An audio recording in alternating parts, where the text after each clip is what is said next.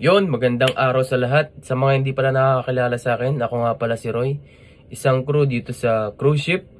Gumagawa ako ng video para makapagbigay ng idea sa mga gustong mag-apply o magtrabaho dito sa barko. Makapagbigay ng idea, makatulong, at may ipakita talaga yung tunay na buhay dito sa cruise ship. So, bali ang makakasama natin ngayon ay isang taga-bar department. Isa siyang bar utility dito sa barko. So, kung isa ka sa mga nangangarap magbarko, para sa'yo itong video na to. Let's go!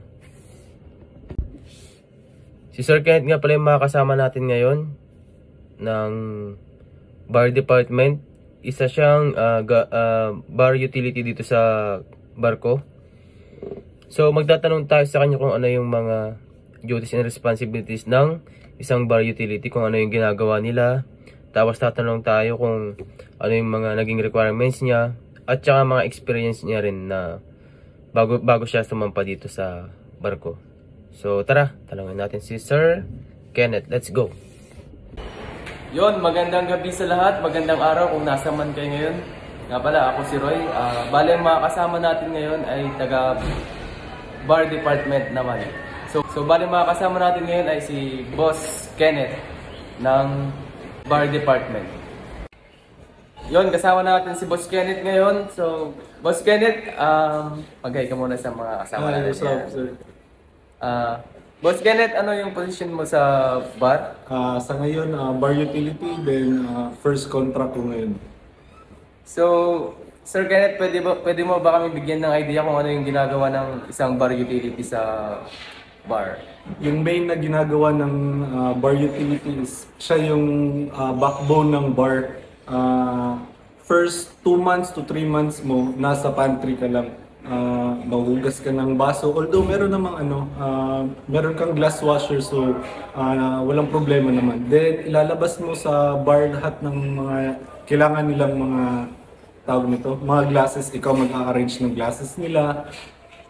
Then minsan tinuturuan ka nila gumawa ng drinks para may idea ka na kung ano yung mga products na meron sila sa loob.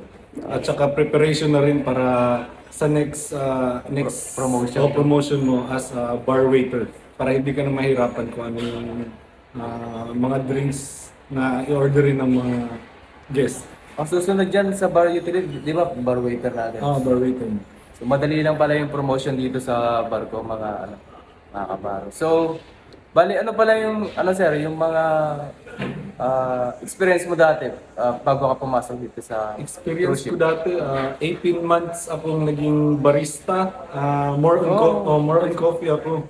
So, yung alak bago lang sa akin, kaya mahirap.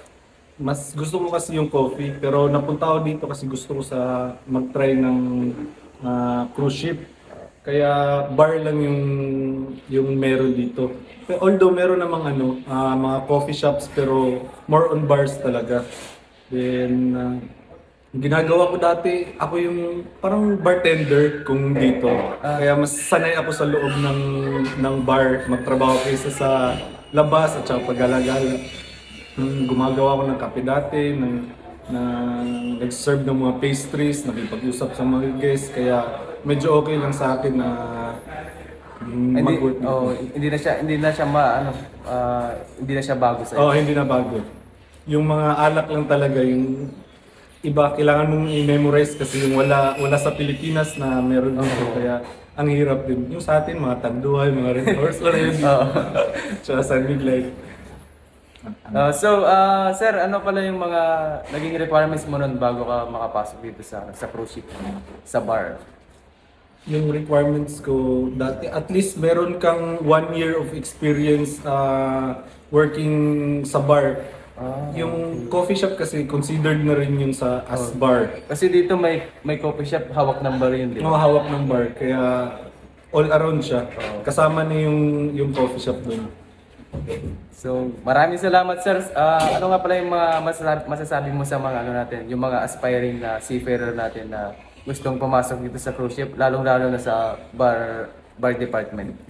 dito, hindi kasi ito Pilipinas, parang kailangan mong habaan yung pasensya. Pasensya talaga, sobrang habaan mo ng pasensya. Kasi minsan magagalit ka, malulungkot, malayo ka sa pamilya mo. Although, yung pinaka-the best lang dito is makakasave ka. Kasi libre yung foods nyo and accommodation nyo. Pero yung work nyo, doon lang kayo parang mabubugbog. Pero masaya kasi mapupuntahan mo yung mga ibang lugar dito as free. Hindi ka magbabayad. Lalabas ka lang ng barko. Tapos gala-gala ka lang doon as free. So makakasave ka talaga. Yun, boss. Kenneth, ang galing mo. Maraming salamat. Shoutout mo na yung mga... Shoutout sa lahat ng mga subscriber ni Sir Roy. Subscribe mo sila kung hindi mo siya na-subscribe, subscribe mo na. Yeah, thank you. Thank you, No boss problem. Kenneth. Thank Thank you. you sa mga advice. Thank you. Yun, sana nagustuhan nyo tong video na to. At sana po nakatulong ito sa inyo at pa-like and pa-share na rin po, tsaka pa-follow na rin po ako. Maraming salamat po.